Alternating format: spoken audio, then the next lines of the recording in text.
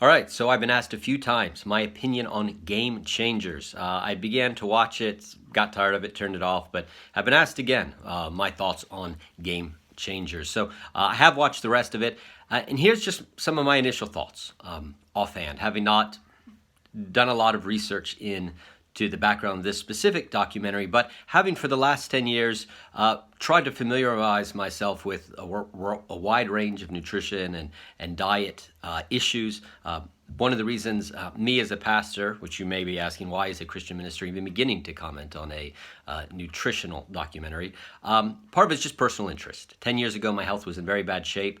I was under the guidance of an NHS doctor, having me on a very plant-heavy, very low saturated fat, very low meat diet.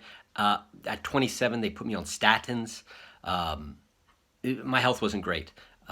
Finally, I began to hear some alternative voices saying, actually, not everyone agrees with the NHS's prescriptions. So why don't you try something else? Well, I was desperate, so I was willing to try something else. And I fooled around, tried a few different things, and my health drastically improved. Eczema went away. Had a little bit of color come back in to my skin. Began to lose weight. Mental fog went away. Began to clear my head. Got off statins. It was great. And so because of that, I'm interested in food.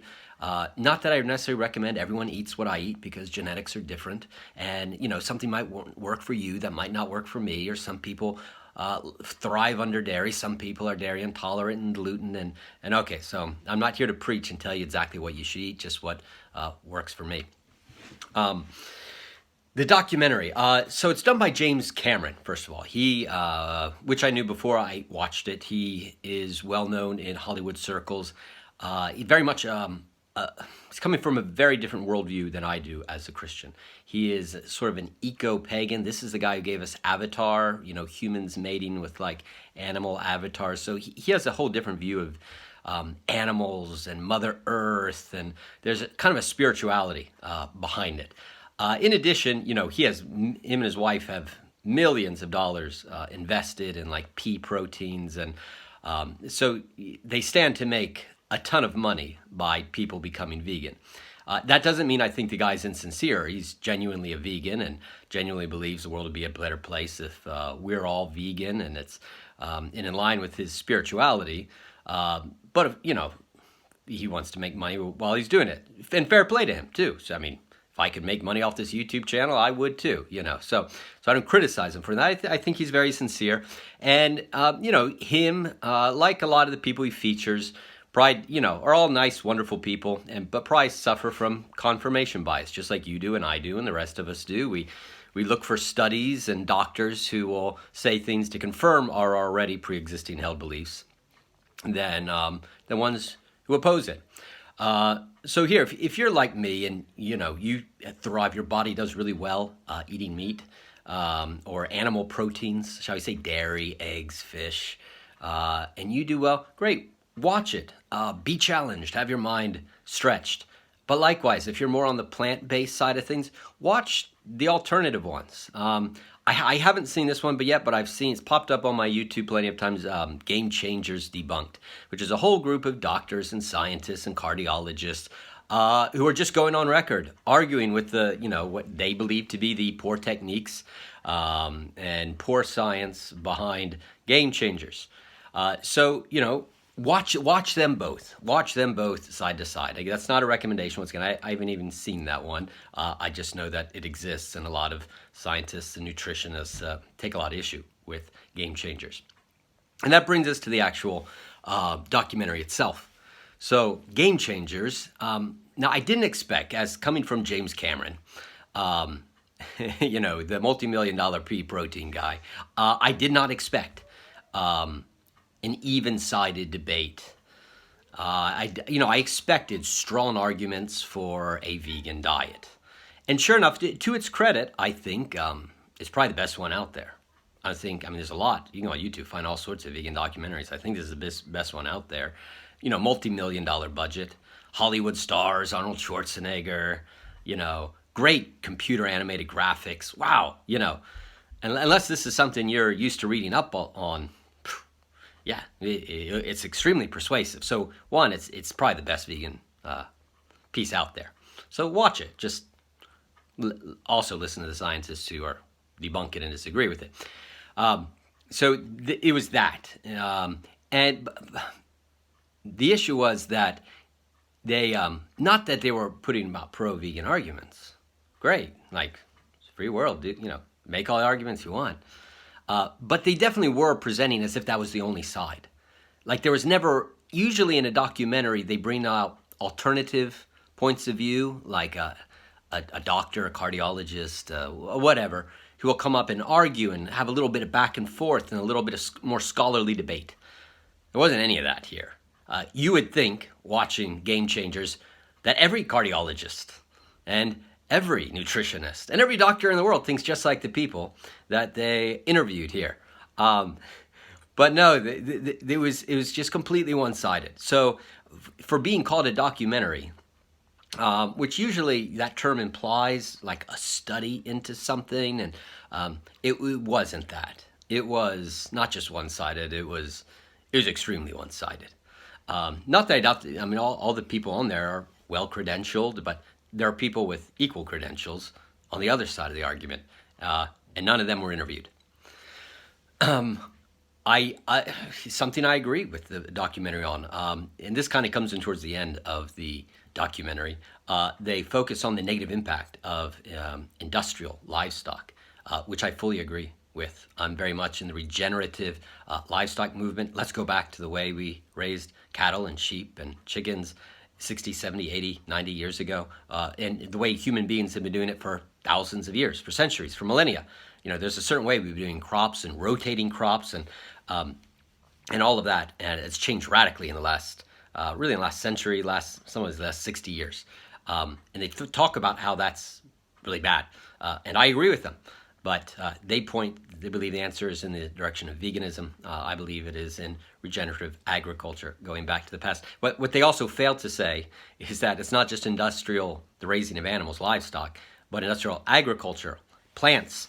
A lot of the deforestation is happening to make way for acres and acres of soybeans and making new vegan food as well. And people who say, there's one guy in the documentary, I can't eat meat anymore because I can't morally justify the killing of animals. Listen, there is death on your plate no matter what you're eating. If you're eating an all vegan soy burger or whatever, do you know how many animals had to die to turn that natural field into a soybean field? Do you know how many field mice, rabbits, all of a sudden had their habitat wiped out for these huge combines to go through? And animals die to bring us, whether we're eating plants or, in fact, it probably could be argued, I mean, I can live a whole year on just one cow. That's it. I could live 1 year, nothing else. I could live an entire year on just one cow. But if you're eating nothing but plants, soybean this and corn this and wheat this, you've probably killed a whole lot more mice and rabbits, and I would argue you may have killed more animals than I have on me and just living on my one cow. That's a little beside the point. I'm getting off track. There's a few things in it, they begin it with this weird thing on gladiators. I don't know if you've seen it yet. You'd have to see this. One of their beginning arguments is that the gladiators weren't eating meat. The gladiators, were called, was a Latin term, I think it's a Latin term, horari, I'm not saying that quite right, which means like barley eaters. And they were saying, yeah, these gladiators, these professional athletes were vegetarian. Now here's something I can come on, because at least in this literalist aspect, my fields overlap. Okay, my postgraduate work was in the social hierarchy systems of the New Testament world. The gladiators, they weren't professional athletes. These weren't FIFA players. These weren't multi-million-dollar NFL, NBA contract players. Now, in the documentary, that's how they're portrayed, the ultimate professional athlete. The gladiators, they were slaves. They had a life expectancy of not more than 2 or 3 years. They were fed gruel. They were prisoners of war. That term barley eater, that was an insult. That's what they fed the slaves and all the peasants could ever afford to eat.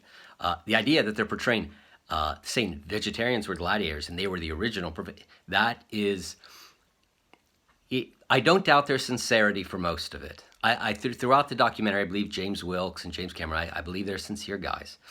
But on that part, I had to say, do you really believe what you're meaning here? Do you really believe what you're saying here? The gladiators, they ruled. They had nothing else to eat, and you know what it'd do? It would fatten them up.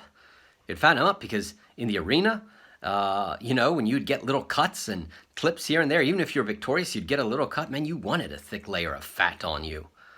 You wanted to be able to take the scratches and you were not trying to get six-pack abs as a slave gladiator. You were just trying to survive. And if a whole bunch of gruel and going excess on the carbs would fatten you up, like, great. And that was just the start. Like, there's this another line in where the guy says, he goes, do you want to be as strong as an ox? Yes. Okay. Well, have you ever seen an ox eating meat? No. Oxes, they only eat plant food. So if you want to be as strong as an ox, eat, like, you know what else I've never seen? I've never seen a human being with 4 stomachs. To say that if you want to be as strong as an ox, eat what an ox eats is so disingenuous. Again, I'm scratching my head because throughout most documentary, you think these guys are sincere, but every now and then they come across with a comment like this, where you shake your head and think, what? You have a completely different digestive system than a gorilla or an ox. You have parts of the body that just you don't have that can transform leaves. We can't eat leaves like a gorilla can.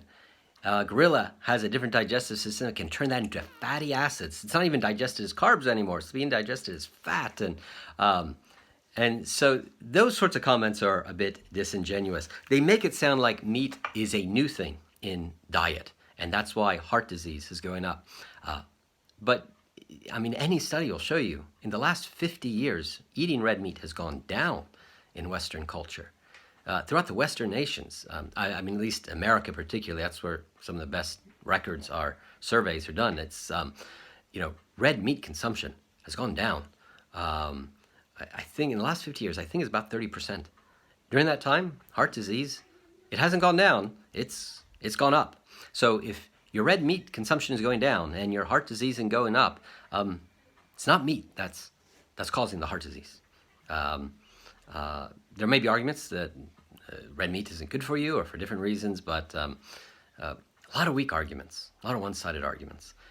Again, I'm not a nutritionist by background. I'm a Christian. I believe the Bible, and so some of my views on meat are informed by Christian theology and what the Bible says about meat, which is a much more positive view than Cameron's pagan eco spirituality says.